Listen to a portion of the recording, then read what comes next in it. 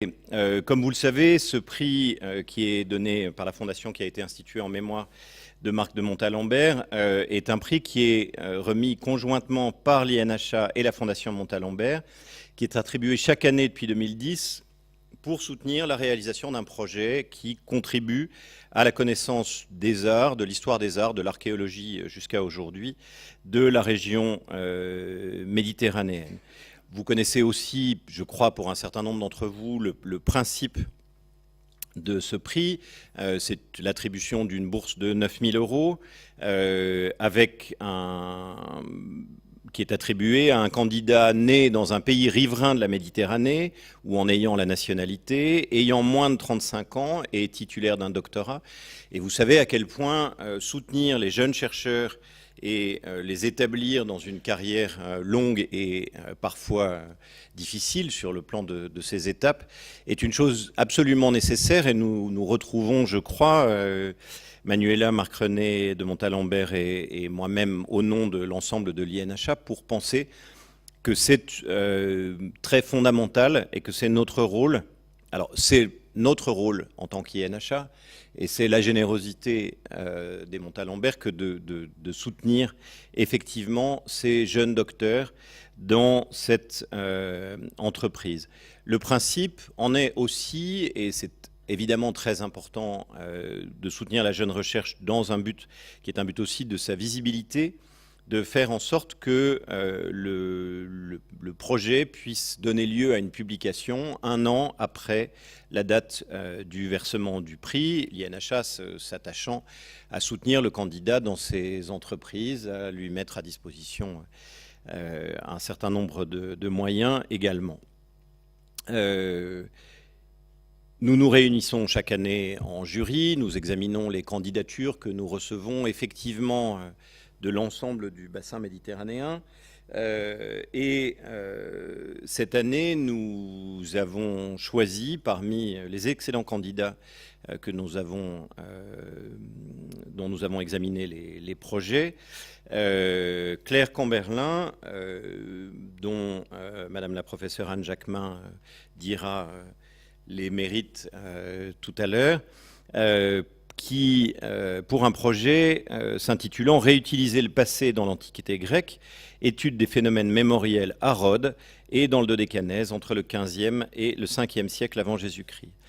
L'année dernière, nous avions sélectionné Eli Essa-Kassana, chercheur d'origine syrienne, docteur en archéologie de l'Institut pontifical d'archéologie chrétienne de Rome, nous l'entendrons aujourd'hui présenter l'aboutissement de son travail de recherche sur les monastères dans les îles mineures, notamment celle de Lérins, de Provence, et des archipels ligures et toscans de l'Antiquité tardive au Moyen-Âge.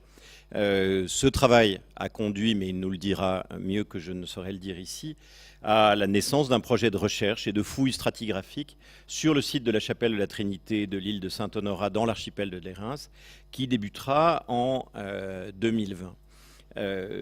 Donc nous l'entendrons, et à l'issue de cette conférence de clôture, nous nous retrouverons pour un cocktail auquel vous êtes tous invités, juste à la sortie de l'auditorium.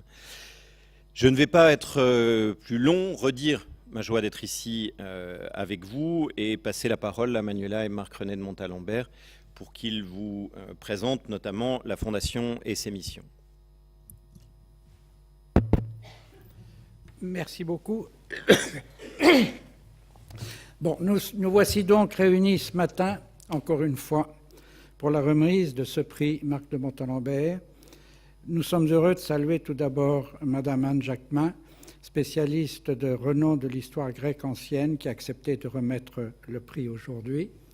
Mais je voudrais m'arrêter une seconde pour vous inviter avec nous, puisque c'est le 10e prix, la 10e édition du prix, à jeter un regard sur ce qui a été achevé. Je voudrais tout d'abord saluer Madame Antoinette Lenormand-Romain, qui a soutenu la création de ce prix lorsqu'elle était directrice, et remercier Éric de Chasset qui continue à assurer l'engagement de l'INHA dans ce prix auquel nous attachons beaucoup d'importance.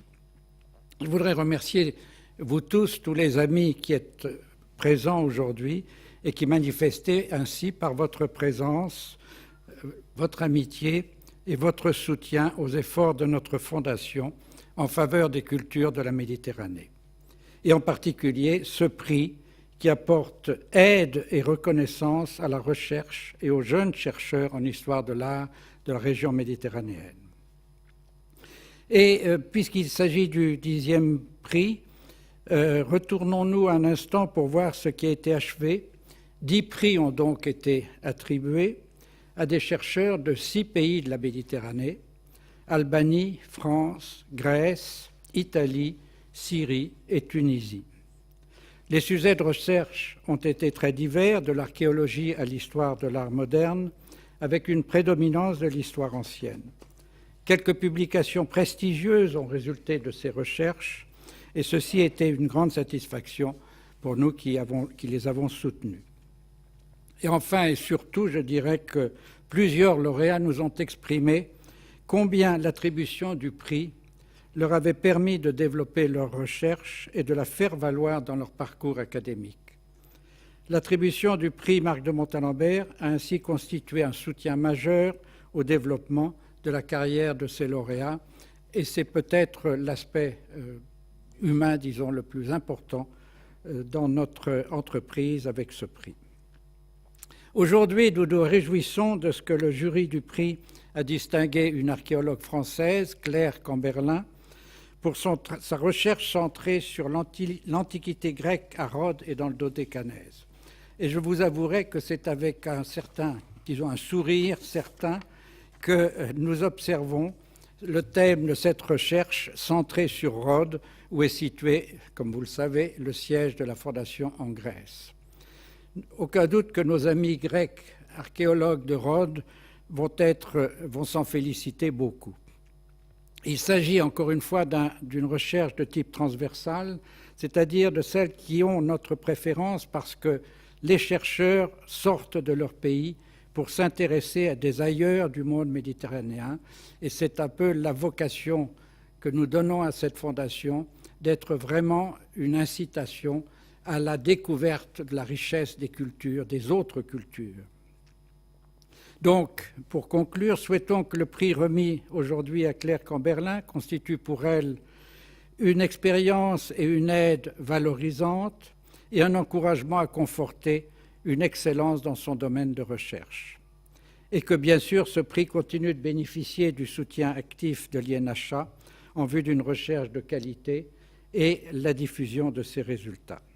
De tout ceci, nous verrons le fruit, nous mesurerons le fruit dans un an lorsque Claire Camberlin nous fera mieux connaître cette page singulière de l'histoire de l'art méditerranéen qu'elle explore.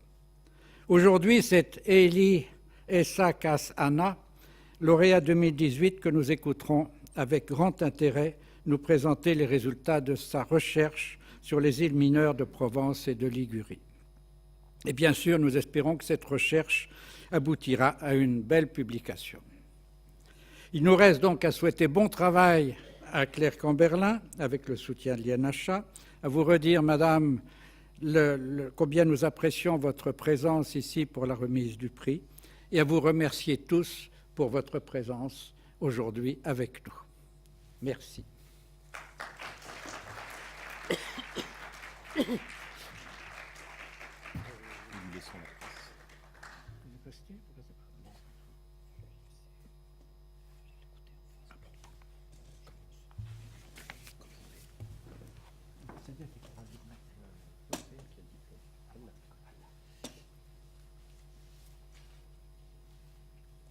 vous laissons la place.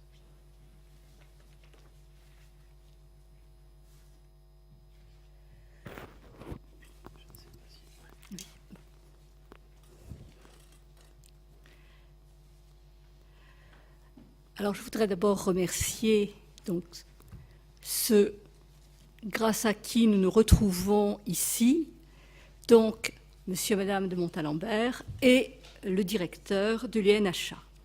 Normalement, ça aurait dû être Madame Novaro-Lefebvre qui aurait dû présenter Claire Camberlin, qui a été son étudiante. Mais elle ne le pouvait pas, et donc je la remplace.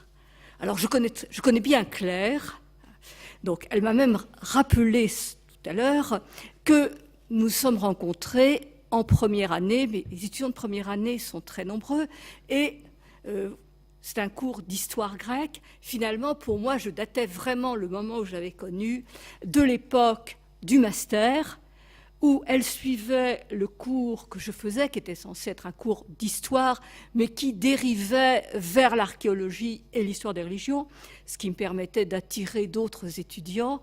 Et à l'époque, c'était le sacrifice. Et puis, elle a aussi suivi les cours d'épigraphie grecque.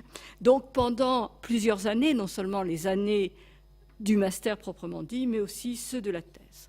Et évidemment, je l'ai retrouvée au moment de la thèse, enfin j'ai suivi le travail de thèse en partie, et j'étais dans son jury. Alors Claire Camberlin a fait l'ensemble de son parcours universitaire à l'université de Strasbourg, depuis la première année de licence en histoire de l'art et archéologie, jusqu'à la soutenance de son doctorat.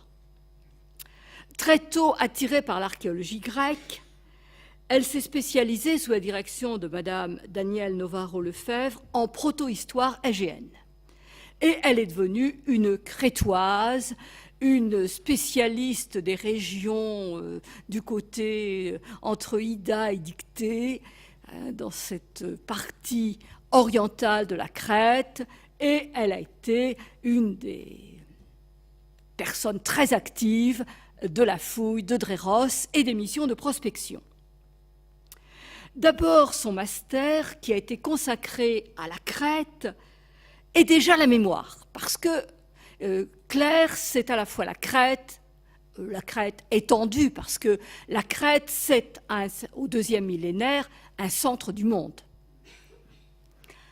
Et non seulement donc la Crète, mais aussi la mémoire. Son master s'appelait « Les objets de mémoire en Crète de l'époque mycénienne à l'époque hellénistique ». Or, tout au long de son parcours, vous retrouverez toujours la mémoire. Alors, simplement, l'espace se dilate ou se rétracte. Alors, on a la Crète pour le master. Ensuite, c'est le monde égéen un peu réduit dans sa partie orientale pour des raisons de temps pour la thèse, et maintenant, c'est la partie orientale qui manquait. Et de l'autre côté, le temps connaît aussi des dilatations et des rétractions, puisque la Crète, c'était très ambitieux, c'était de l'époque minoenne à l'époque hellénistique. La thèse était 15e, 5e siècle, et maintenant c'est 12e, 5e siècle. Voilà. Donc ça dépend évidemment du matériel, mais le thème donc est toujours le même. Le thème d'abord, c'est qu'est-ce que c'est qu'une antiquité? À partir de quand un objet devient-il une antiquité? Alors il faut se mettre à la place des gens de l'époque, non pas de nous, archéologues du XXIe siècle, parce que pour nous, l'Antiquité, c'est assez large, puis c'est bien défini, donc nous savons ce que sont les antiquités. Là, il faut penser aux antiquités au sens de ce qu'on trouve dans les magasins d'antiquités. Donc, alors autour de 100 ans, alors 3 générations, les objets des arrière-grands-parents, par exemple. Le projet qu'elle a présenté pour le prix Marc de Montalembert s'inscrit dans la continuité de sa recherche doctorale, donc qui était intitulée « Mémoire, identité et paysage dans le monde égéen entre le XIIe et le VIIe siècle ». Paysage, c'est un point important, car Claire n'est pas une archéologue de cabinet. Ah mais c'est très bien d'avoir des gens dans les musées, dans les réserves, on a besoin aussi. Mais c'est une archéologue de la marche. Elle parcourt le monde. Et donc, je pense que ce qu'elle a fait en Crète, la marche crétoise, ça sera une marche rhodienne aussi, qui est indispensable pour bien comprendre ce qu'était la vie des gens à l'époque antique. Cette thèse s'inscrit dans un mouvement récent de recherche, celui des études de la mémoire, hein, restons français, d'autant plus que l'initiateur était quand même allemand, donc c'est plutôt Gedächtnis. Bon. Claire s'est attachée à l'étude de la manière dont les anciens utilisaient différents palimpsestes de leur propre passé pour construire leur identité familiale, sociale, religieuse et culturelle. Et elle s'est surtout intéressée à ce qu'on va appeler les anomalies stratigraphiques, des objets qui ne devraient pas être là, que l'on trouve dans une tombe. Alors, vous savez, on date toujours par les objets les plus récents. Enfin, il faut toujours faire attention parce qu'on peut trouver dans des tombes géométriques d'Argos du matériel de la téléphonie grecque. Hein. C'est arrivé à Paul Courbin. Bon, ben ça, on met ça de côté, évidemment. Et donc, ces objets qui... Alors, que se passe-t-il quand on trouve des objets qui ne devraient pas être là? Soit ils ne sont pas mentionnés, ça c'est la solution. Soit on les met en note, ça c'est l'archéologue honnête qui se dit il faut quand même en parler, mais je ne sais pas quoi en faire. D'autres le feront mieux que moi. Et puis donc c'est très rare quand ils ont droit à une véritable attention. Or, pour qui travaille après, qui fait une synthèse, ce qui était le cas de la thèse de Claire, ben, il faut avoir ces renseignements. Et ces objets qui étaient souvent dont on faisait mention parce qu'ils étaient ou très vieux ou de très loin. C'est toujours le thème, l'éloignement dans le temps ou l'espace. Racine nous l'a dit, l'éloignement dans l'espace peut compenser l'éloignement dans le temps, mais c'est vrai aussi en archéologie. Et donc, grâce à une étude très approfondie du matériel trouvé dans les tombes, et sa thèse est à la fois un espace, l'espace égéen, l'espace des sites proprement dit, mais aussi l'espace des tombes. Donc on a plusieurs échelles dans cette thèse qui permet de bien prendre en compte le matériel. J'ai parlé surtout des tombes parce que les tombes ont cet avantage d'être des ensembles clos. Mais elle s'est intéressée aussi aux ensembles domestiques, cultuels et communautaires. Alors que les recherches mettaient l'accent sur certaines formes de réutilisation du passé, occupation de certains sites, donc archéologie du paysage, source écrite, elle s'est attachée à faire coïncider tous ces phénomènes et à mettre tout en réseau. Le cadre chronologique ainsi étudié, XIIe, VIIe siècle, permettait d'insister sur l'importance de la transmission dans la construction des sociétés égéennes entre la fin des royaumes, la mort des palais et la naissance des cités-États qui sont la nouvelle forme d'organisation du monde grec. Cependant, donc, certaines régions n'avaient pas été étudiées faute de temps, hein, régions légèrement périphériques, temps léger. Et c'était le cas du Dodécanèse autour de Rhodes, Rhodes qui joue un rôle si important dans les relations avec la Crète. C'est donc le projet qui vous a été soumis dans un cadre chronologique un peu plus large, 15e, 5e siècle. Elle souhaite analyser les différentes traces des pratiques mémorielles en établissant un nouveau catalogue des antiquités, puisqu'il n'avait pas été pris en compte, qui va s'ajouter à celui élaboré et qui va permettre donc de passer cette fois-ci à une véritable échelle égéenne. L'élaboration d'un système informatique géographique permettra la comparaison de ces nouvelles données et de celles déjà étudiées, ainsi que l'élaboration de cartes de répartition. Cela se fera par le biais du logiciel ArchéoGIS, dont le développement est soutenu par l'UMR 7044 Archimède, installé à Strasbourg. Et là, c'est la valorisation du local alsacien. Une question principale se pose, savoir si la mémoire et par là même l'identité de ces communautés du Dodécanèse étaient soumises, plus que les autres, en raison de leur situation géographique, à des influences étrangères, c'est-à-dire non grecques. Et donc c'est l'Orient. Là, on a l'Orient anatolien et aussi l'Orient, le Proche-Orient. Alors Claire Camberlin a déjà commencé ce travail du Dodécanèse, ce travail rhodien, à partir d'une étude de la chronique de Lindos, qui est un document épigraphique qui recense, pour le sanctuaire d'Athéna Lydia, à côté des apparitions de la déesse et ses épiphanies, les offrandes prestigieuses dédiées à la divinité depuis les temps héroïques jusqu'à l'époque hellénistique où les prêtres ont fait ce travail. Pour la majorité d'entre elles, ces offrandes avaient déjà disparu à l'époque de la rédaction de la chronique. Il y a donc fallu faire, pour nos rédacteurs de la chronique, une enquête dans les archives, dans les mémoires, et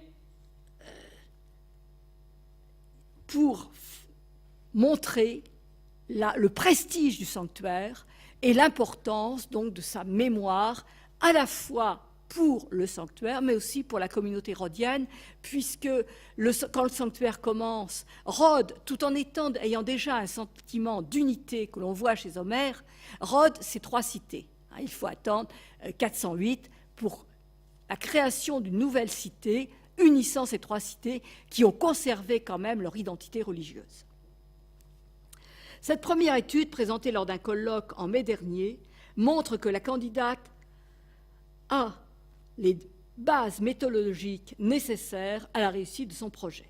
Ajoutons les compétences qu'elle a acquises sur le terrain en Crète, aussi bien lors d'activités de prospection que de travail de fouille et de post-fouille.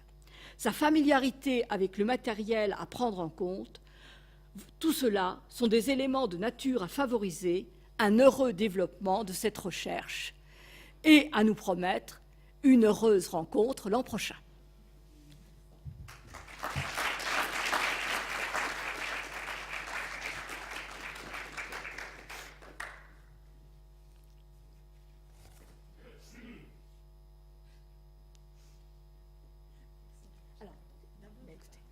Ah bon, non, mais voilà, vous partez. Voilà.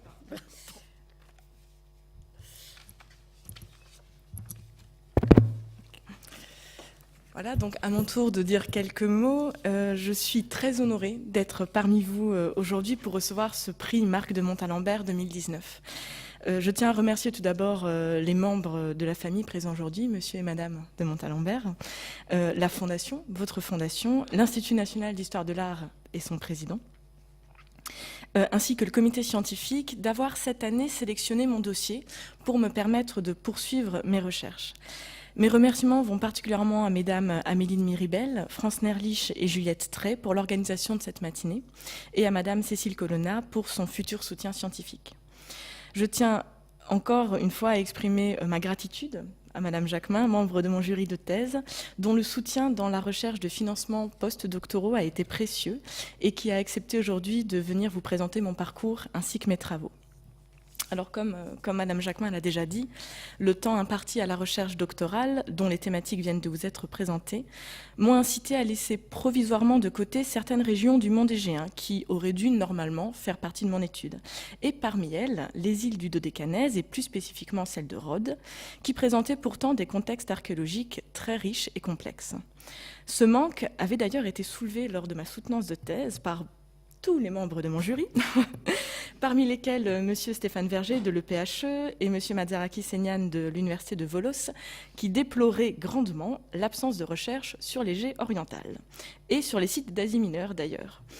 M. Mathéus d'Erlangen imaginait une recherche similaire pour Chypre, et Mme Pautazo de Catane insistait quant à elle sur la nécessité de mener une recherche similaire en Italie méridionale, en Italie et en Méditerranée occidentale. Autant dire que j'y serai encore. Mais alors, loin de me décourager, cela montre combien ce sujet est porteur et les différentes pistes de recherche qu'il reste à explorer. Vous me permettez aujourd'hui de le faire et en m'attribuant ce prix qui me remet dans le chemin de la recherche. Je m'en suis en effet tenue éloignée quelque temps, un recul nécessaire pour envisager l'avenir qui s'annonçait assez incertain. L'appel de Madame France Nernich en janvier dernier m'a donné un regain d'énergie, un véritable regain d'énergie, et j'ai ainsi réintégré divers projets qui me tenaient à cœur, mais que j'avais laissés à l'abandon, faute de temps et de moyens. J'ai pleinement conscience que recevoir le soutien de l'Institut national d'histoire de l'art, les conseils scientifiques de Madame Colonna, et de pouvoir compter sur l'accueil chaleureux de la Fondation et de la famille Marc de Montalembert à Rhodes, représente une véritable chance de mener cette recherche dans les meilleures conditions possibles. Pour toutes ces raisons, je tiens encore une fois à vous remercier de la confiance que vous m'avez accordée, dont j'espère me montrer digne. Merci.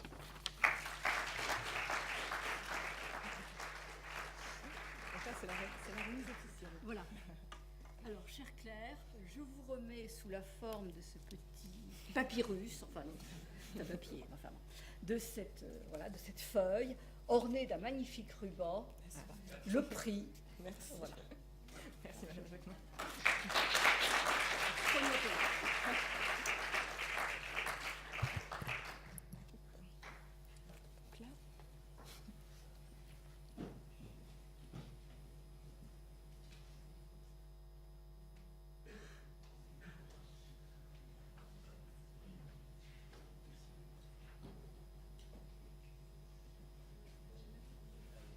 Permettez-moi de lever la jaquette pour être plus libre et plus relâché. Alors, cher ma successeur, voilà, bon courage. Cette année sera l'année plus rapide de votre vie. Et l'année prochaine sera une année nouveau début de votre vie aussi. Alors, bon courage pour vous. Tout d'abord, je vous transmets la salutation et les excuses de M. Pergola. Cette fois a été dans l'impossibilité d'être des nôtres, pour des raisons d'organisation professionnelle et personnelle.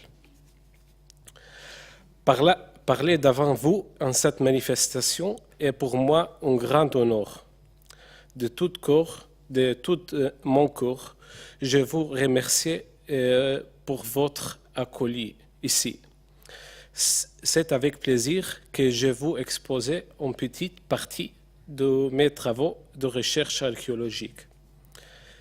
La conférence d'aujourd'hui marque en quelque sorte la continuité de ce projet planifié pour plusieurs années à venir, grâce à son début ici avec vous. Je continuerai à porter ces projets parce que notre Méditerranée est riche d'un point de vue historique, artistique et archéologique. La Méditerranée a besoin des études et des projets interdisciplinaires pour différentes générations à venir. L'histoire de l'art, sans doute, est très importante en ce domaine. Elle est aussi essentielle pour la société parce qu'elle est un outil qui entend sensibiliser tout le public pour sa patrie, son histoire et son futur. Et comme vous avez pu constater par le titre, le domaine de recherche est très vaste. Il comprend toutes les îles de la Toscane et jusqu'à les îles jusqu'à la Provence, jusqu'à le département de Bouches-du-Rhône. Et les îles toscanes, spécialement Gorgone, Capraia, et Pianosa, Monte Cristo, et les îles de la Ligurie. Pardon. Gallinaria, Bergeggi, Tino et Tinetto, où j'ai trouvé des traces très importantes d'un monastère du 5e, 6e siècle. Et les îles du département de Alpes-Maritimes et surtout les Reims, la baie de Reims. Et dans le département de Var, j'ai trouvé l'île de Porquerolles, une île très importante pour cet argument. Et voilà une sélection avec les anomalies où je suis allé pour vérifier le matériel archéologique, les mobiliers archéologiques. Et voilà. Les vestiges du monachisme insulaire sont nombreux en Méditerranée et répartis depuis les côtes de l'Italie méridionale jusqu'à celles de la péninsule ibérique. Et ils sont également nombreux dans les îles de l'Adriatique, en particulier celles de la Croatie actuelle. Il faut mettre un jour le logo de la fondation. Il faut bisogna aggiungere le altre isole, insomma. Et face à l'insécurité générée par la turbulence liée à bouleversement politique de la fin de l'Antiquité et la distance du territoire continental permettait aux îles d'offrir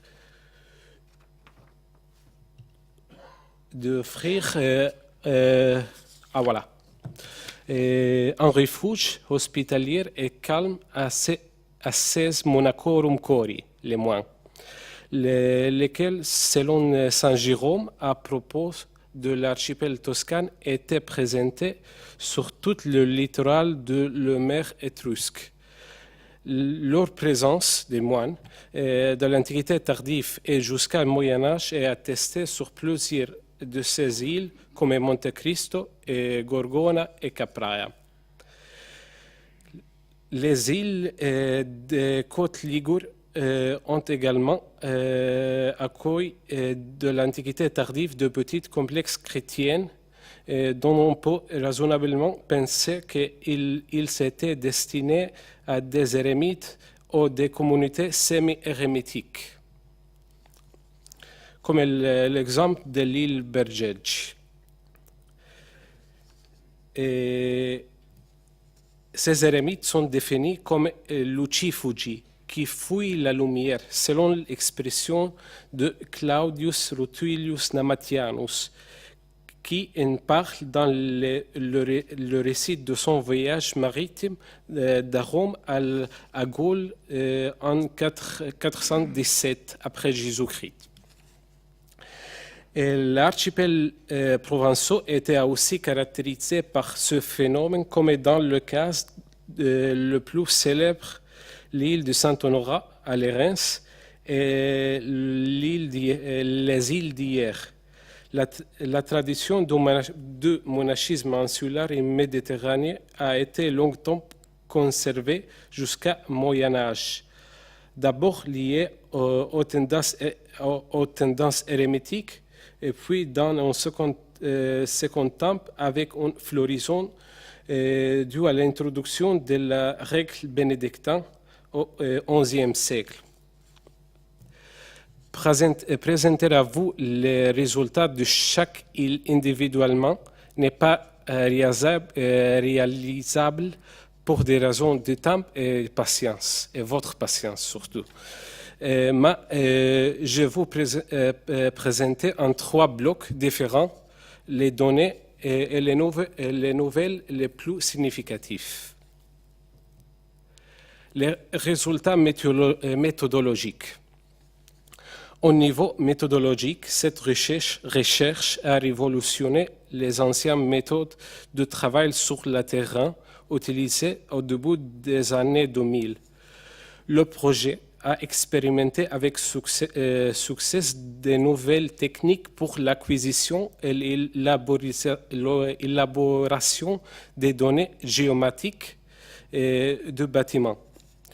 En fait, j'ai appliqué la géomatique sur 3 sites, en 2 modalités, avec un drone et avec un appareil de photo attaché à une perche télescopique de 8 mètres.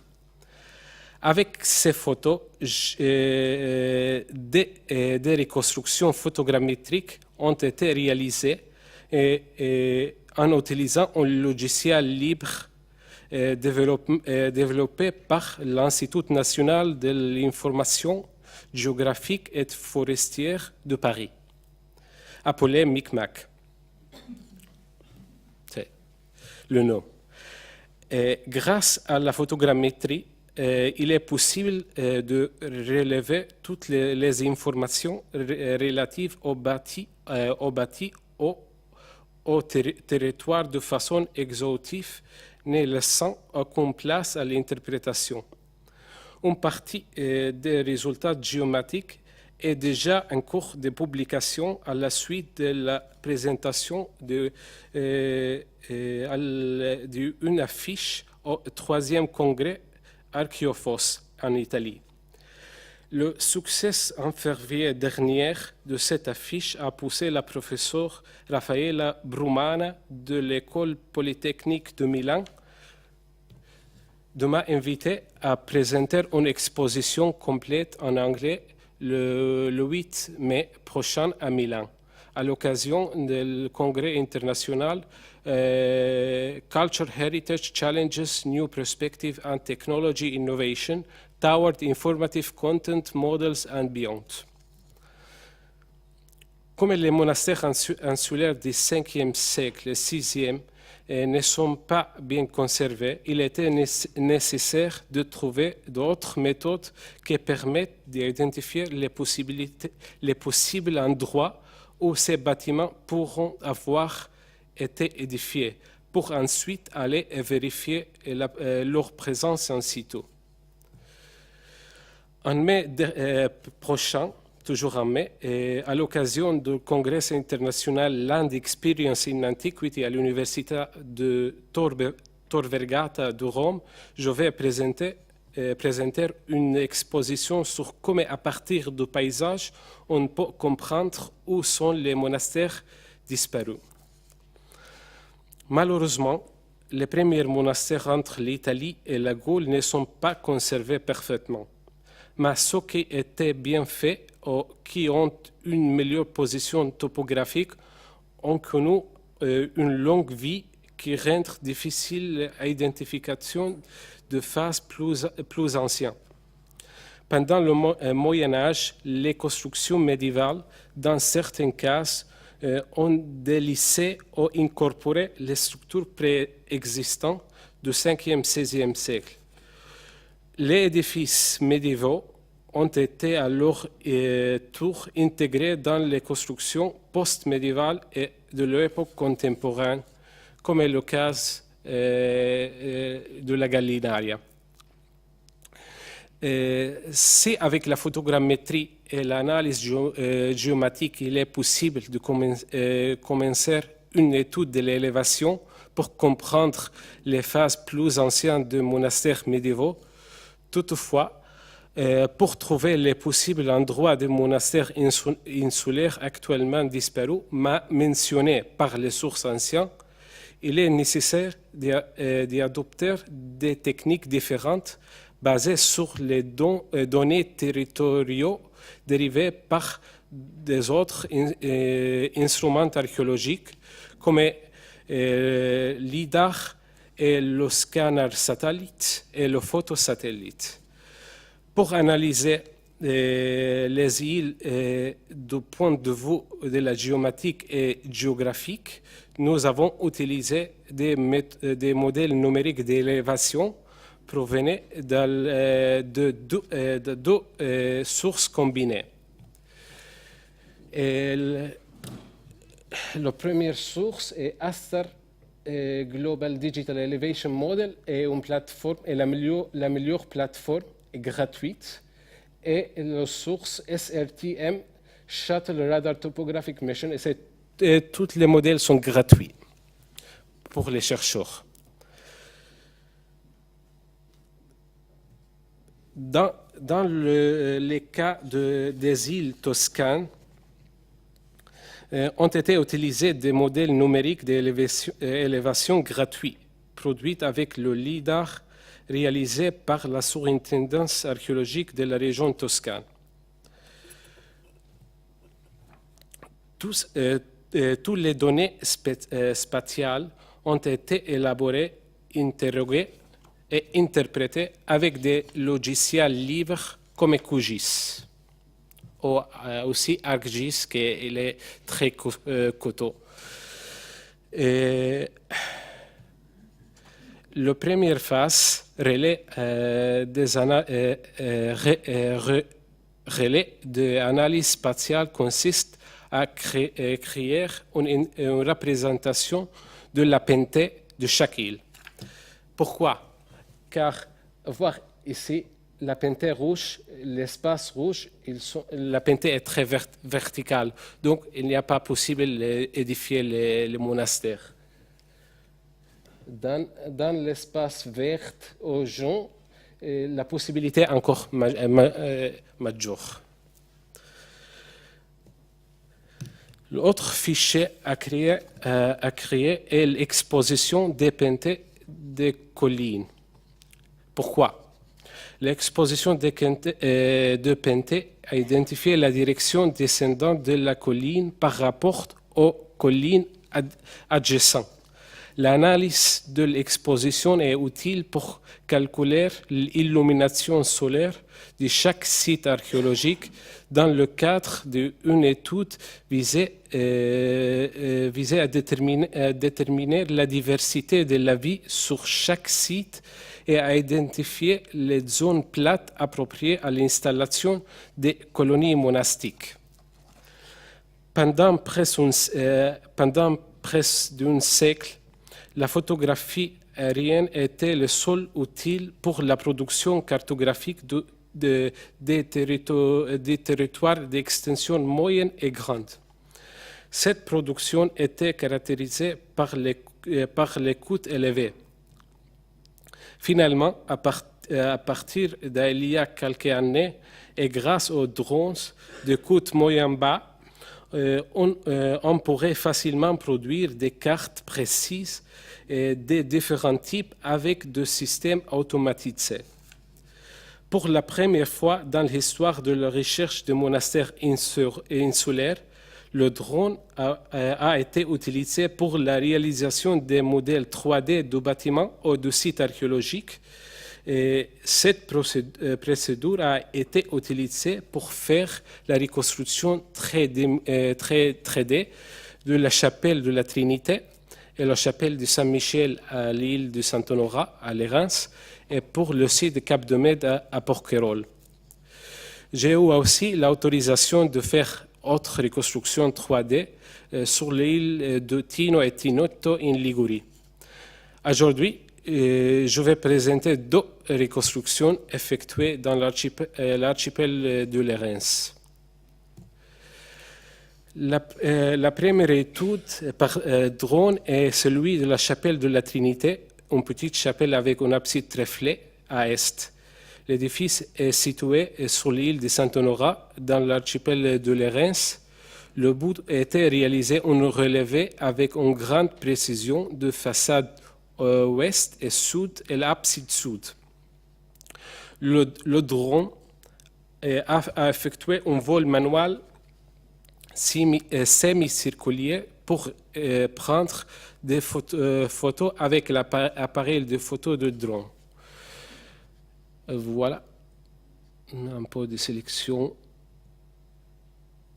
des photos.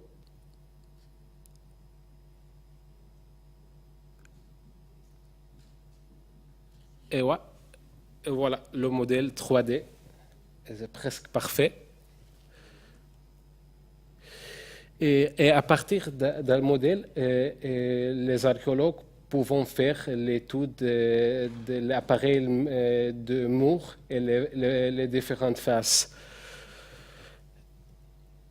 Et voilà, c'est le modèle numérique de la façade ouest de la chapelle. Et c'est la deuxième chapelle, Saint-Michel, et une petite chapelle.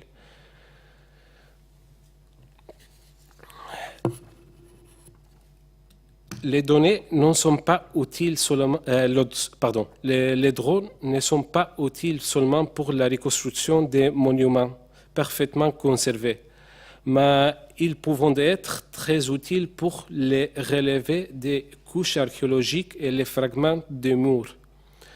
C'est le cas de la structure mal conservée adjacente à la chapelle de la Trinité et le site archéologique de Capodon. C'était le site archéologique. Il y a une petite basilique de 30 mètres, 30 pour 15, avec des sarcophages. Et voilà, c'est le modèle. C'est la chapelle de la Trinité, les structures à l'extérieur de la chapelle. Le modèle numérique et le produit final est le relevé de chaque pierre.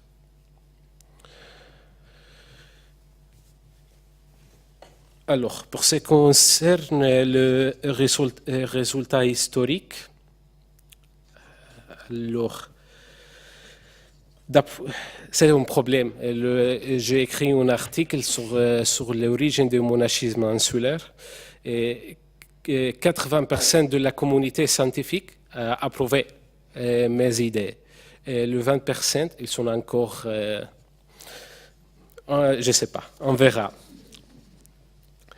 Depuis toujours, les phénomènes de monachisme occidental étaient considérés comme une importation orientale de l'Égypte et de la Syrie.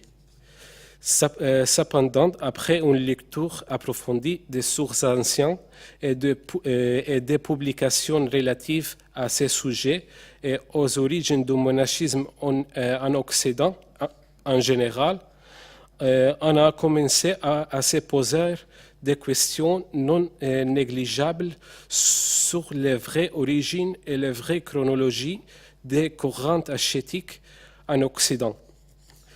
Cet argument a été traité en détail dans un article en français, c'est mon article, intitulé « Réflexions préliminaires sur les origines du monachisme insulaire, quels problèmes, quelle perspective dans un cadre d'enquête historique et archéologique entre la Toscane et la Provence. » Le monachisme apparaît dans l'Église à la fin du IIIe siècle. Ce phénomène n'est pas une nouveauté radicale et il n'est pas non plus simplement un phénomène d'origine égyptienne. Les éléments constitutifs fondamentaux de la doctrine du monachisme existent déjà dans l'Église à partir du 1er siècle. Les manifestations ascétiques ont marqué profondément le christianisme des premiers 3 siècles. Nous avons à Rome des communautés de matrones romaines qui ont choisi de vivre chastement et ascétiquement, comme Marcella et Ascella, cité par Saint Jérôme dans son ouvert épistolaire. Les motifs qui ont permis la comparaison du monachisme parmi les chrétiens en Occident et en Orient simultanément peuvent être des motifs naturels et plus simples. À mon avis, les principales raisons pour la diffusion du monachisme entre les chrétiens sont les Saintes Écritures. Dans l'Ancien Testament, ils sont des passages importants qu'ils peuvent avoir encouragé les gens à la vie ascétique. Les moines, avec leur style de vie, imitent le départ d'Abraham, qu'il a abandonné son pays, ses biens, ses parents, selon l'ordre de Dieu, pour gagner une nouvelle terre. Dans le Nouveau Testament, il y a divers paragraphes qui se réfèrent au concept selon lequel l'homme est un voyageur et un étranger sur la terre. Les causes sociales peuvent être ajoutées à la liste des motifs de la naissance de phénomènes monastiques en Orient et en Occident. L'histoire de Saint Antoine, le premier mois, pourrait offrir un indice à cet égard. Saint Antoine, selon Athanas, son biographe, a vendu ses possessions et il s'est retiré dans le désert. Les persécutions des chrétiens pourraient être un élément premier à favoriser la propagation du monachisme.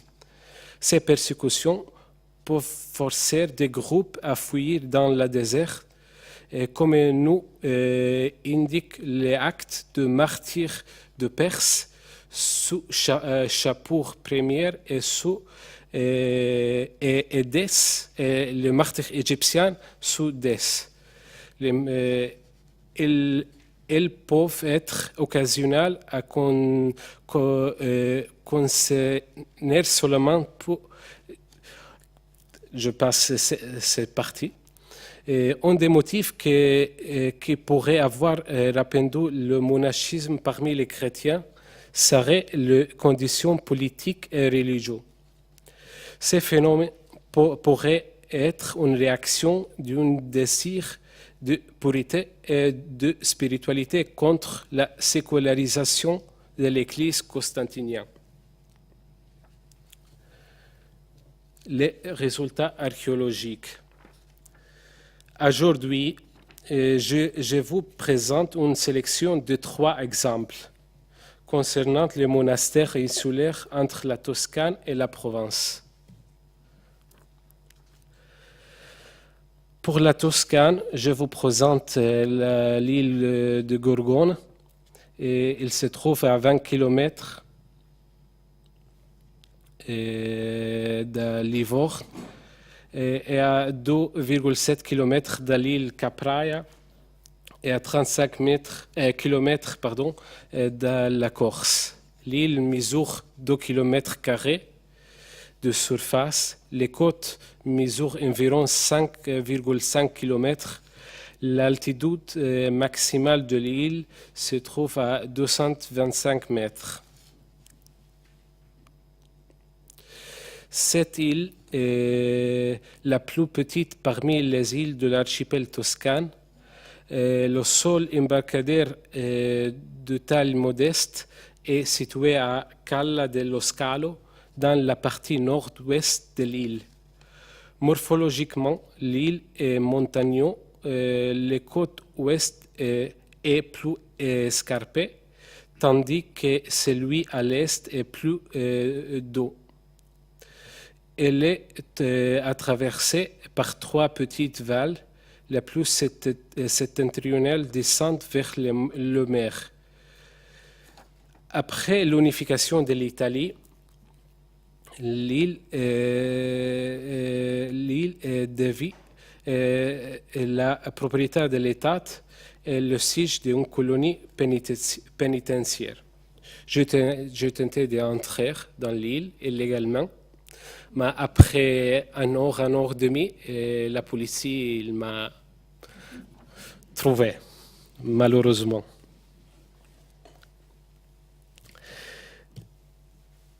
La première attestation dans les sources anciennes de la présence monastique dans le mar, la mer Toscane sont fournies par Saint Jérôme. Au début du 5e siècle, vers les 417, le Gaulois Rutilius Namatianus a mentionné la présence de groupes de moines définis comme Lucifugiviri, qui s'installaient sur l'île pour échapper aux dangers du monde. La vie monastique sur cette île a subi une crise d'une certaine gravité. Pape Grégoire le Grand ordonna en 591 à l'abbé Orsay et au défenseur Simac de s'y rendre pour établir la discipline. Au martyrologe jérominien, vous connaissez qu'est-ce qu'il y a le martyrologe? Le martyrologe était un petit livre liturgique qui recueille une brève notice sur le saint d'Afferter. Le martyrologe jérominien du 6e, 7e siècle. Dans ce martyrologe se trouve la légende de la translation des reliques de Saint Julie de Corse au monastère de la Gorgone. Et vers le début du Moyen-Âge, les nouvelles de l'île sont plutôt rares et incertaines.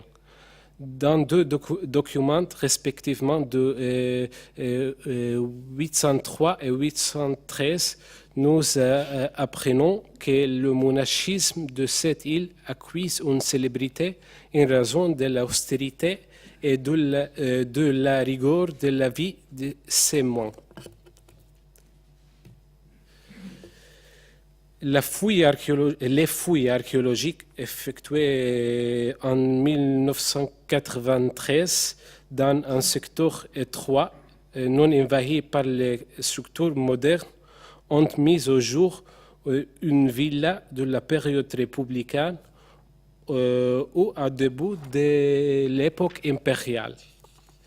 De restes de pigmentation rectangulaire avec des carreaux de mosaïque noirs et blancs ont été identifiés. Les mobiliers archéologiques sont variés. On a identifié des amphoras commerciales du sud de l'Italie, de l'Afrique du Nord et du Méditerranée orientale et de céramique africaine. Tout cela est également présent sur l'île Capraia. Le monastère de la Gorgone était probablement ici, malheureusement, où est actuellement la prison. Je voulais aller voir là-bas aussi, mais malheureusement, la police m'a trouvé pour vérifier. La surface là-bas est plate. Mais je ne sais pas s'il y a de mobilier archéologique. Pour le moment, je pense qu'il est ici. Un futur, quand je risque une autre fois, je vous dirai. Et le deuxième exemple est la Ligurie. L'isola Gallinaria. Le rocher de la Gallinaria, situé à environ de 1 km de la côte d'Albenga. L'île a un relief en forme de cône, presque tronqué, voilà, qui atteint à 87 mètres. Vers le sud, elle s'étend en forme de péninsula, appelée Punta Falconara. Les côtes s'étendent sur une circonférence d'environ 1533 mètres. En 1866, l'île fut transférée de l'évêque de Albenga à une propriété privée, dont les vestiges sont encore visibles aujourd'hui. L'extraordinaire valeur naturelle et environnementale ainsi que l'intérêt historique et archéologique ont conduit à la création en 1989 du parc naturel régional de l'île Gallinaria. Les premières informations historiques sur cette île remontent à 37 avant Jésus-Christ dans le travail de Varron et Columel de Re Rustica. Le phénomène du monachisme en Ligurie, en général, et dans cette île en particulier, était lié traditionnellement au séjour de Saint Martin de Tours au large de la côte d'Albenga. La Vita Martini, vie de Saint Martin, écrite par Supplice Sévère,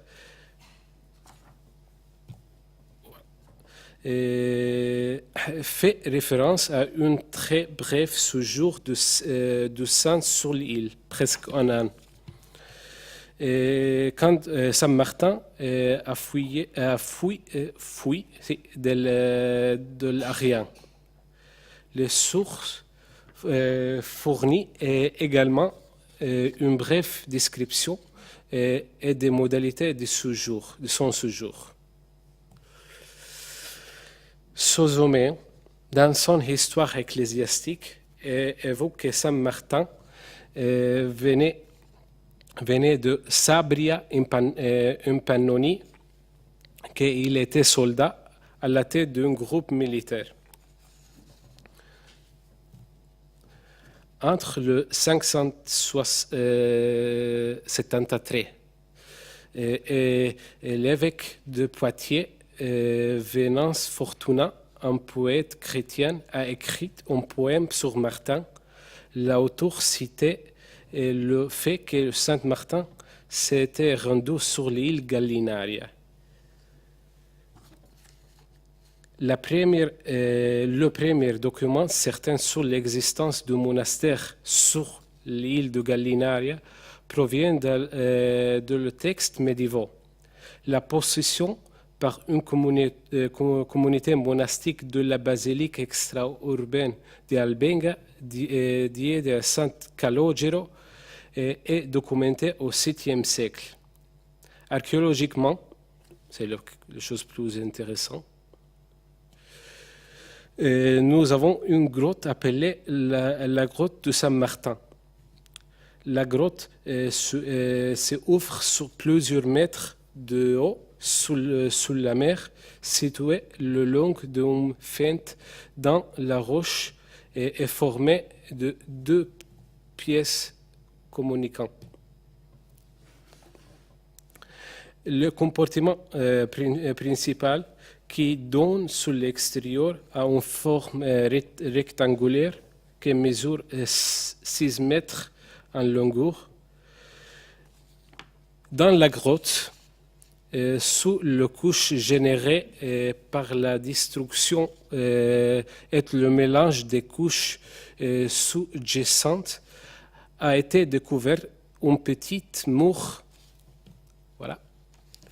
Ici. Un petit ici. Avec enduit environ 50 cm au-dessous de la tombe en bâtière. Cette cloison devait subdiviser la pièce traversalement.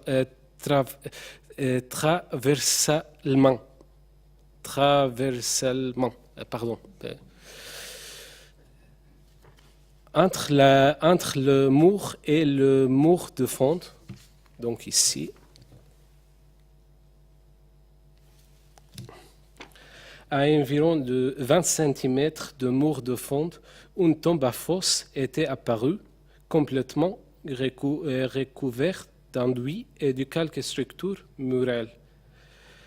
La position de la tombe située du coude de l'entrée de la grotte et le revêtement de sol propose que les sépultures étaient l'origine destinée à une personne importante.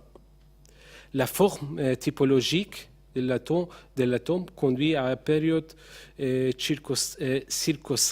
circonscrite entre l'Antiquité tardive et le bas médiéval. Mais la datation radiocarbonique de restes datant le squelette au XIVe siècle.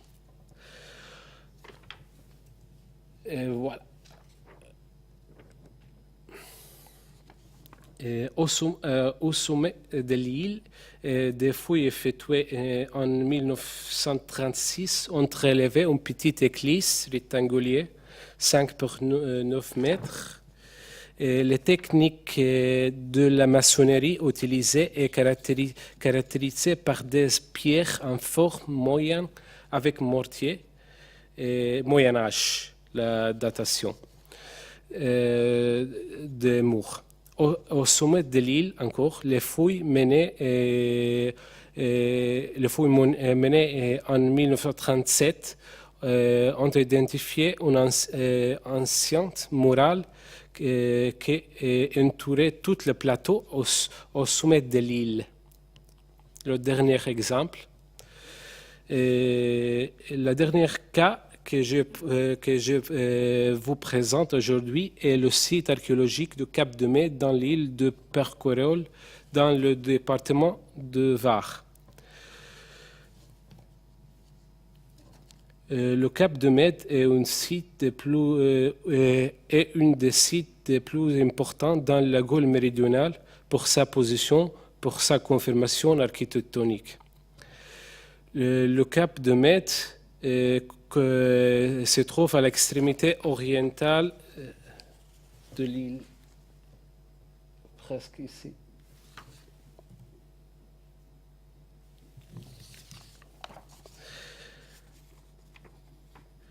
Le site est limité à l'est par une ligne de falaises à pic d'une trentaine de mètres, interrompue à sud par un fil moine vertical qui constituait pour l'instant l'unique accès. Le vestige occupait le face est, ouest et ouest et la sommité de la crête. La pointe de faiblesse de la face ouest sont en effet barrées par deux gros murs en pierre sèche disposés en chacun. À l'intérieur de cet espace, circonscrit par cet ensemble de murs d'une superficie environ de 700 mètres carrés, tout le site est 700 mètres carrés. Le sondage réalisé en 1993 dans l'espace 2 montre que l'habitat d'auteur des mètres correspond à l'occupation unique et très courte durée, située durant la première moitié du 5e siècle. Par sa position d'abri et son caractère fortifié, l'habitat du Mède s'inscrit dans la problématique complexe de l'habitat autour de l'Antiquité tardive.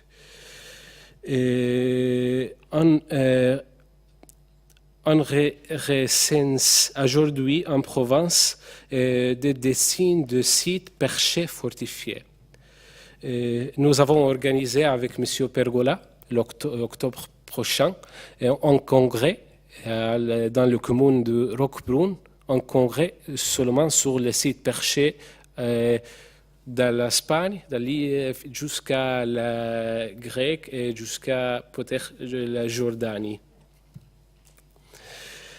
Et Jean-Pierre Brun et Michel Pasqualini suggèrent soit d'interpréter ce site comme un village refuge, soit comme l'une des installations monastiques dont la présence est attestée sur les îles d'Hyères par Jean Cassien, vers les 425. Et par une note de Piave du 5e siècle, génériquement. En fait, la situation retirée de cet habitat, l'exécuté des lieux, l'aménagement très sommaire des pieds, leur dimension, leur isolement l'une de l'autre, et la datation des niveaux d'occupation durant la première moitié du 5e siècle constitue un faisceau d'arguments à faveur de cette dernière hypothèse. La photo. Je me suis perdu ici avec l'ami par 5 heures. Il n'y a pas de chemin pour arriver au site archéologique. Et voilà. Ce sont des constructions avec cette typologie des murs. En conclusion de ma présentation, je vous fais part des informations et des nouvelles suivantes. Grâce à ce projet et grâce à Père Abbé Vladimir Guardat, abbé de Lérins, durant l'été 2020, je vais entreprendre la première fouille archéologique sur le site de la chapelle de la Trinité pour mettre au jour un possible ermitage au-dessous de la chapelle actuelle.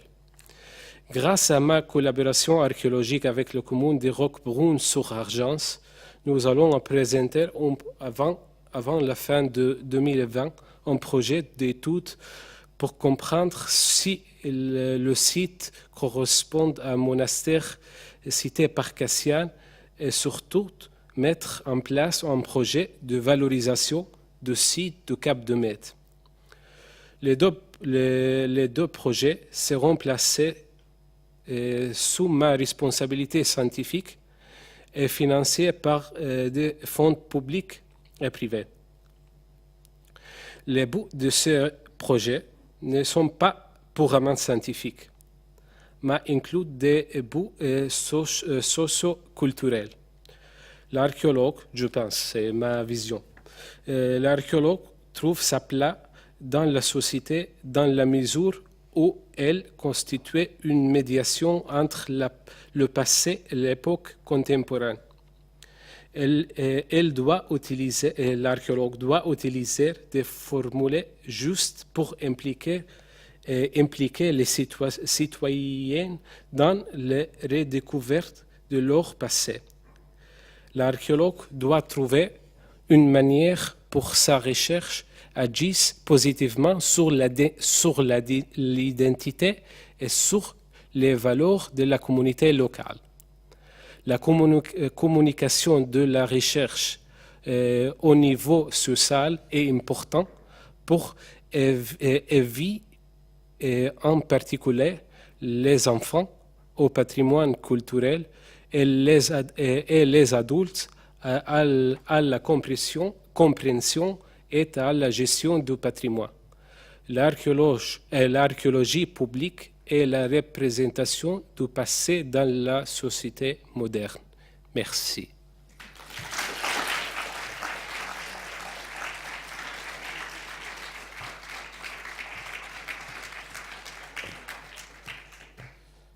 Je suis prêt pour que si vous avez des questions.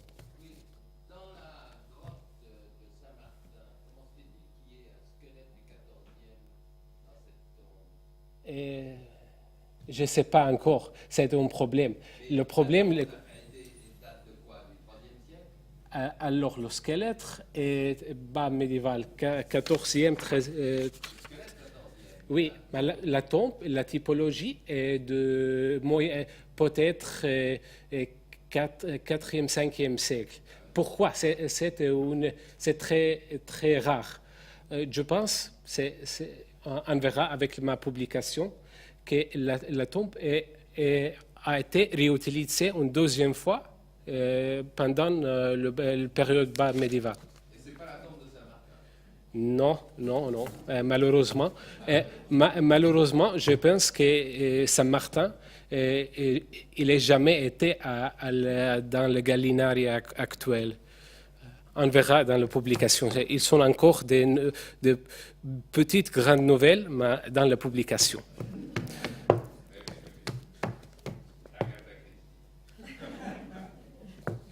Elia. Merci à vous. Merci à l'INACHA. L'année dernière à Paris, L'année dernière était la première fois pour moi en France, en général. Et la première fois à Paris, j'ai eu une expérience très agréable ici. Je suis resté ici dans l'institut quelquefois jusqu'à le 21h22 avec les pompiers. Une fois, nous avons vu aussi le match de football, la Roma contre, j'ai oublié avec qui, mais c'était une expérience, une nouvelle debout pour toi. Merci à vous. Merci à la Fondation. Et en futur, je suis prêt pour vous aider gratuitement pour aider vous et aider la nouvelle génération méditerranée, européenne et autres.